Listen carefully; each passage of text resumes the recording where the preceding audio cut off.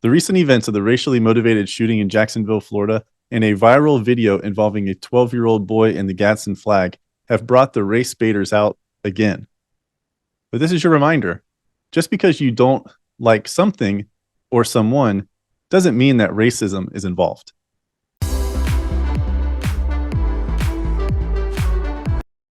Welcome to Counterthought.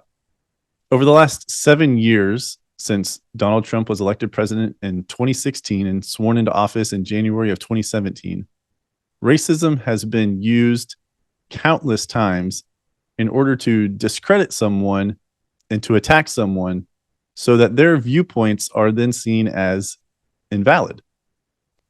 This has become a prominent tactic on the liberal left in order to silence those that they disagree with, in order to argue outcomes that they don't like, and hard truths that may be difficult for them to swallow. The recent events of this past week and the week before, involving a 12-year-old boy in Colorado Springs, Colorado, and the Gadsden flag on his backpack, and then the racially motivated shooting by a white supremacist in Jacksonville, Florida, have brought the race baiters out once again. And they're the frequent flyers. We know who they are. You have your Jamel Hill, formerly of ESPN. You have Al Sharpton, and you have many others in the media that anytime there is a differing races involved, or anytime they can tie something back to the history of our country involving slavery or the oppression of a minority group, they are going to do so. And racism and calling everyone racist or something racist is just become the lazy man's argument. Gone are the days where you can have a good faith intellectual discussion with someone, someone that you disagree with. And just because you disagree with them or you don't like the outcomes of something, such as, a predominantly minority group scoring lower on math scores or reading scores like we've seen in our school systems, doesn't mean that the school system or the test is racist. It's not racism that's at fault. But that doesn't keep the race baiters from coming out of the woodwork. Anytime they have a chance to tie something to racism, they are going to do it. And you should always be skeptical of these individuals, because how do they make their money? They make their money by selling books, being on TV, going around and giving speeches at colleges, universities, civic auditoriums and the like. But in order for them to go around and do that, they have to have new material to talk about.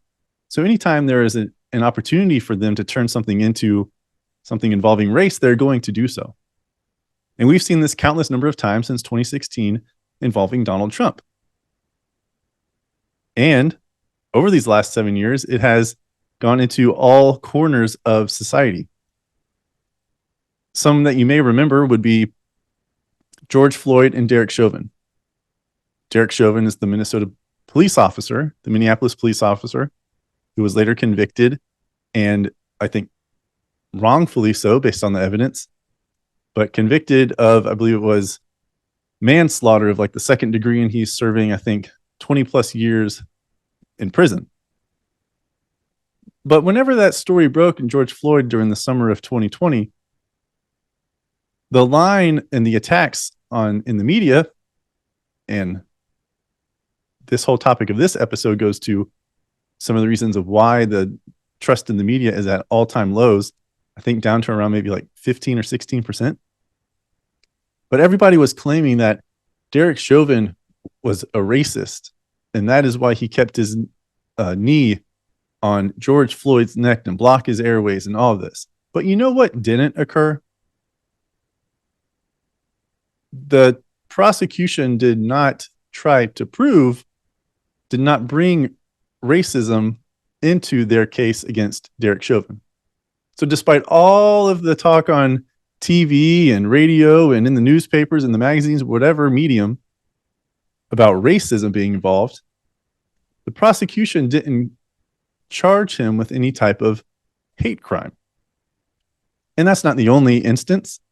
We've seen, going back to the very first episode of this podcast, which is audio only, so if you want to listen to it, go to your podcast app and search episode 1. But that episode was about with great influence comes great responsibility. And in that episode, I talked about this also occurred in the summer of 2020, right after George Floyd, talked about LeBron James. There was a police officer shooting in Columbus, Ohio. Police officer was called to a residence. There was a fight breaking out in the driveway in front of some vehicles in the driveway. Two girls were fighting. Bryant, she had a knife and she was attacking this other girl. And the officer pulled up to the residence, hopped out of his car, was like, stand down, drop the knife, drop the knife. She didn't drop the knife. She lunged towards the other girl. So pop, pop, pop. The police officer had to shoot and kill Bryant. But what happened? Before the facts could come out, what happened? LeBron James, one of the most popular athletes in all of the world for the last 20 years, jumps over to Twitter, now X, posts the officer's picture online and says, "You're next, #accountability. You're next," tying back to Derek Chauvin and what happened to him. LeBron James plastered to his 100+ million followers on Twitter and across Instagram, everywhere, his circle of influence that he has, and put "you're next" for the police officer recklessly. He didn't care about the facts of the case. He just knew a non-black police officer was involved and shot a black woman, or a black teenager in this case. Racism. And that's the card we're going to play. And you know what? It wasn't racism that happened. The officer did his job, but that didn't stop people like LeBron James and those in the media. The media was once a place, the news was once a place, the newspapers, the nightly news was a place you could go to get factual information. And now it's not. Now it's all just pundits giving their opinion pieces. I think out of maybe the 24 hours that the news occurs on, the national stations and, the 10+ hours that it occurs on, ABC, NBC, NBC and the like, you maybe have 1 to 2 hours that are considered news segments. The rest are opinion pieces about the news. So this trust is just gone to the wayside. And this part of the reason is because there are accusations being made that cannot be backed up by the facts. So going back to these most recent events in Jacksonville, Florida, I am here in Orlando, so Orlando, Florida. Here in the state of Florida, there was a shooting in Jacksonville. A young, early 20s kid, white kid, went to a black neighborhood, targeting black individuals, killed multiple black individuals. Instantly, cries for racism. That's to be expected. Later to find out, it was racially motivated. It was, a hate-filled shooting. It was a hate-filled murder and done based upon hate for the black community. But when Governor DeSantis of Florida, showed up to one of the events, like one of the vigils to pay their respects for those who lost their life in that community, there were protesters there trying to blame it on DeSantis. And you may have seen the video. It went viral as well, but there was a city councilwoman, I forget her name, but she interrupted DeSantis actually talking. He's like, hold on. We're not going to have this. She's like, this is not about politics. Said, this is about honoring people's lives and mourning their deaths.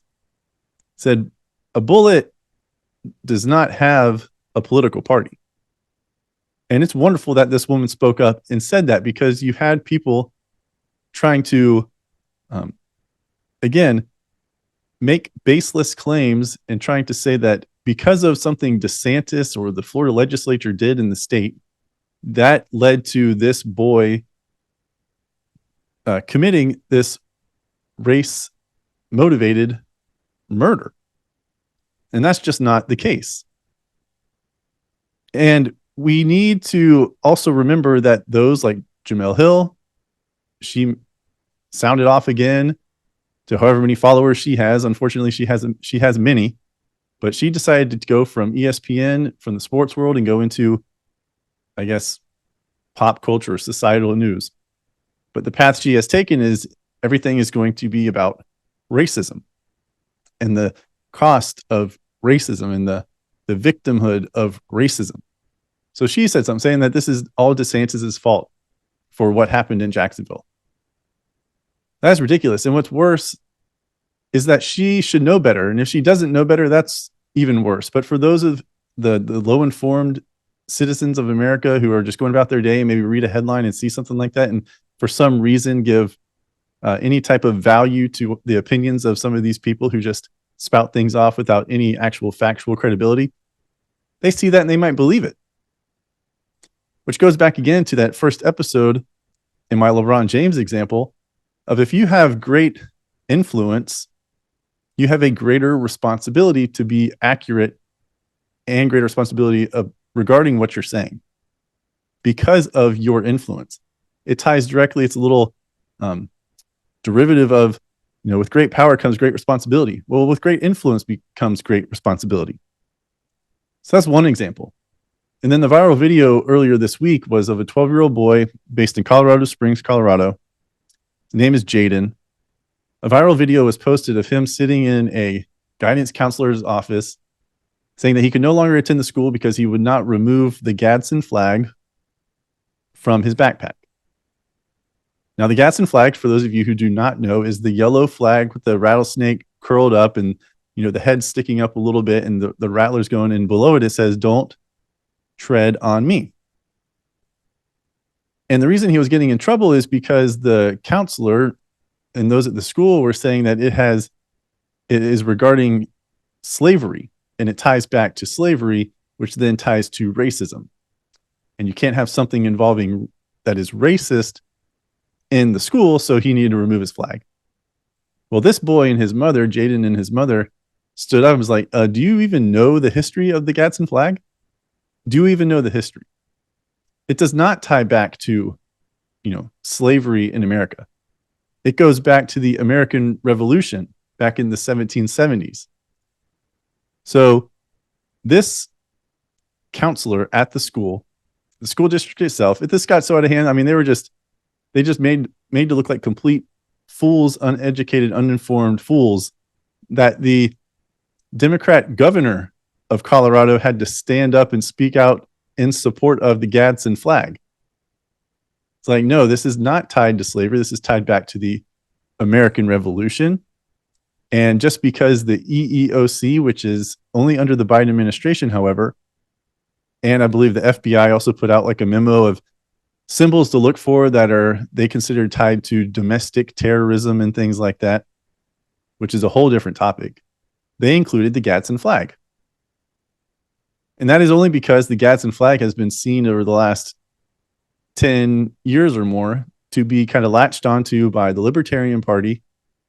And now, even more recently, conservatives and Republicans, because of the attacks that we believe are happening in the downfall of our society. And what our government is doing that is illegal in nature in the attacks on our freedoms and our rights. So because of this uninformed counselor, she almost had this kid expelled for no reason at all. The school principal cited in an email a blog post tying the Gadsden flag to slavery to then racism from a blog post. I would have taken a quick little Google search, quick little Bing search, whatever, search you want to use. Looked up history of the Gadsden flag, if they can spell it. Oh, wow, look at that. 5 seconds later, we know that this is a non-issue. Sorry, we apologize. Go on your way. But nope, turned into a viral video, and I'm glad it did because it exposes what is actually happening within this country. You have administrators and millions of people not taking the time to do the due diligence to fact check what it is that they are consuming. They are designating individuals that they believe to tell them the truth, and then just taking whatever it is those individuals say, their designees, saying, "Oh, I trust that person. What they say is gospel. Whatever they just said is factual." And then what happens in cases like this, you are a fool, and the foolishness is revealed because you are not taking the time to actually fact check the information you are putting into your mind. Put in trash, you're going to get trash out, right? And we've seen this stretching across all different areas of society. Sticking with school, I mentioned earlier, we've talked about math tests have been mentioned to be racist because you have a minority group that underperforms on certain math tests. And what's the response? The response is not, hey, let's find ways to bring up the performance level of this group of these individuals. No, it's an attack on the exam, the test. We've seen this in New York as well, that because there is a lawsuit, I think it was actually just awarded millions of dollars, or maybe it's in the billions, to individuals who tried to pass a school instructor, like a teacher's exam, but did not pass. But it was deemed, because the test was racist because of the difficulty level, because it had too many white individuals passing the test, while Black and Hispanic individuals were underperforming and were not passing the test. I think the payout came out to be, like, for the 2,000 individuals, something like $200 million, I guess, for lost wages if they would have been a teacher or something like that. Absolute ridiculousness. And then in Florida a couple of months ago, maybe just 1 month ago, the NAACP put out this notice that, saying that Black people should not travel to the state of Florida, that they should be on high alert. And you may have seen the videos about it. I think it also went viral. There was then a member of the NAACP who was on a video call talking about this topic, and he was located in Tampa, Florida, as he's actually talking about this topic. And they're talking about how Florida is dangerous for Black individuals. Meanwhile, this dude talking about it is located in Tampa, in Florida. But it permeates, and people take it to heart, because I live here in Orlando. We have all the theme parks, Disney, Universal, SeaWorld, Legoland next door, Islands of Adventure. So many different theme parks, right? Brings in tons of millions of tourists every single year. And we have a big convention center. A lot of places, hotels, the actual Orlando Convention Center as well. But I remember seeing headlines after that announcement, that declaration by the NAACP, saying like, oh, the Black engineers of Florida or America or something are not going to hold their annual conference here in Orlando. They're pulling it. Like, some supposed to have like 2,500 to about 5,000 Black engineers at this conference, but they pulled it because they believe what they're being told about how Florida is a dangerous place for Black people. It's not. That's just the manipulation of the minds in order to maintain political power, and also discredit, again, in this case, Governor DeSantis and the legislature of Florida, to make Florida seem like a bad place to live, to discredit DeSantis, to make him seem like someone who is dangerous, which will then undercut his presidential aspirations. It's just ludicrous what's going on. And I hope you've seen it. And affirmative action, that happened. That is another example. Affirmative action's been around since the 70s. It was to make up for, the slavery that occurred and the disadvantages that occurred for African Americans within this country. It's been in place for 50 plus years. It goes against a lot of the discrimination protections within this country. Can discriminate based upon race, religion, sex, and a few other factors. I think ability, like your disability, or whatever your ability to perform certain functions.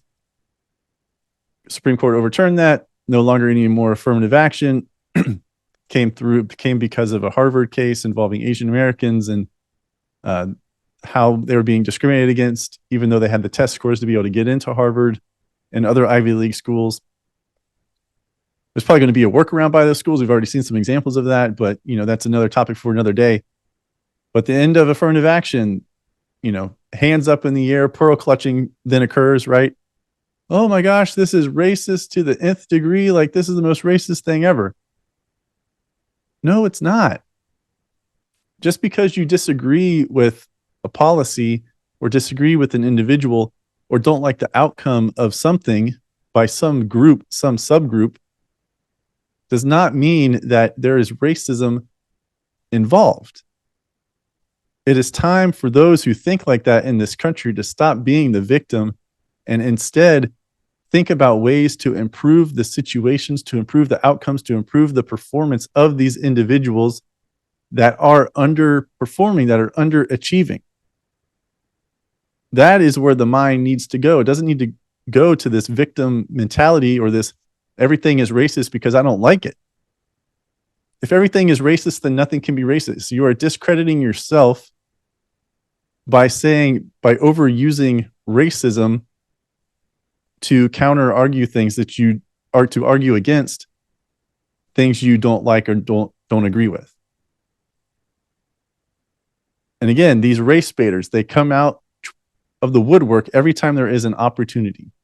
Anytime there's an opportunity to invoke race into an issue, it will happen. But you, me, we have to be smarter than that. The American people, society has to be smarter than that. It is time that we hold ourselves collectively to higher standards to make things better for individuals so they can score better on their math tests, their reading tests, their math and reading and literacy proficiency tests and things like that when it comes to schools. To be more informed that, a flag, which is a quick Google search away from knowing the history of it, is not tied to slavery. To know that just because a police officer who is of a different race shot a minority and the minority died does not mean that there was racism involved. There's too much carelessness, especially from those that have high levels of influence in our culture. And it's sad and terrifying and terrible and everything wrapped together that these individuals don't seem to care of the impact that they have. They don't seem to care about any of the responsibility that would then fall onto their shoulders for many different reasons, that create that, I guess, mindset for them to be able to just not care and just say whatever they want to say for the sake of saying it. But we as a society collectively, it is time to change our response, look out for, the information that we are digesting and putting into our brains, and actually be better and help others to be better, to make sure others know what is actually happening, to know what is occurring, to educate yourself. If you don't educate yourself, if you are just closing your eyes and blindly following others, then you can easily be led astray. Easily be led astray. And that is happening day after day after day. And it seems like it is increasing. But it is time for those of us who do not have the wool pulled over our eyes to speak up, speak out, and reach out to those that we disagree with, that don't see things the way that we do, and to help remove the wool from over their eyes so they can see what is actually occurring in this country. Our society is deteriorating, but it is only going to improve if you and I take action to improve it. That is at least one step in the process. Another step is going to, as part of that process, not putting so much stock into what other individuals say just because they're a popular individual, just because they have, a large following on social media. We ourselves need to be accountable to ourselves and make sure that what we are taking in is actual factual information. Everything is not because of racism. Be willing to have discussions with those you disagree with and understand where they are coming from. And then when you understand where they are coming from, make your evaluation of their stance, of their argument. But we have to do better as a society when it comes to disagreeing with one another and trying to figure things out collectively. So don't fall for these traps of this is due to race just because the races are different in various types of events that occur within our country. We have to be better than that. We need to see beyond race. See beyond race and actually strive to improve this country by elevating our own performance and the expectations of ourselves and our fellow Americans. Hi, I'm Brian Kletter, the creator and host of the Counterthought podcast. Thank you for watching this video. Remember to like it, and then also check out these 2 videos and subscribe to the channel. For more daily content from me, you can find me on Instagram at CounterThoughtCEO and the official Counterthought Instagram page at counter_thought. Thank you for watching, and spread the word.